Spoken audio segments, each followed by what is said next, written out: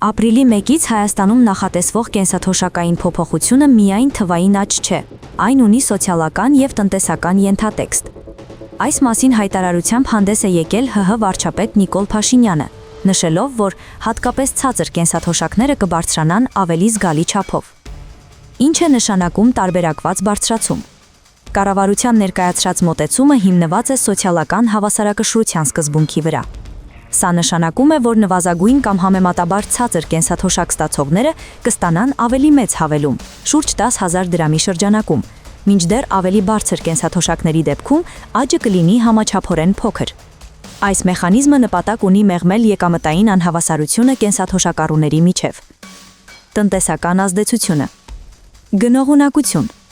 Եթե բարձրացումը իրապես հասնի նշված չափերին, նվազագույն կենսաթոշակ ստացողների դեպքում դա կարող է որոշ չափով փոխհատուցել գնաճային ճնշումը, հատկապես սննդամթերքի և կոմունալ վճարների ոլորտում։ Բյուջետային բեռ։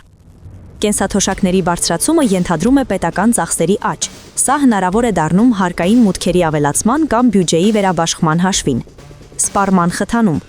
Սոցիալական վճարումների աճը սովորաբար ուղղակիորեն վերադառնում է տնտեսություն, մանրածախարևտրի և ծառայությունների միջոցով։ Քեշբեք մեխանիզմի գործունը։ Վարչապետի խոսքով հայտարարված բարձրացման մեջ ներառված չէ անկանխիկ գործարքների հետ վճարը։ Սա նշանակում է, որ այն թոշակառուները, որոնք օգտվում են բանկային քարտերից և կատարում են անկանխիկ գնումներ, կարող են լրացուցիչ գումար ստանալ։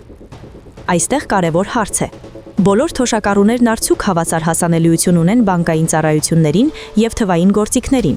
Գյուղական բնակավայրերում կամ տարեցների շրջանում սա կարող է սահմանափակող գործոն լինել։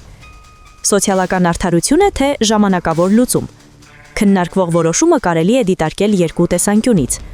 Կարճաժամկետ սոցիալական աջակցություն գնաճային միջավայրում, երկարաժամկետ համակարգային փոփոխության մաս, կենսաթոշակային քաղաքականության վերանայման համատեքստում։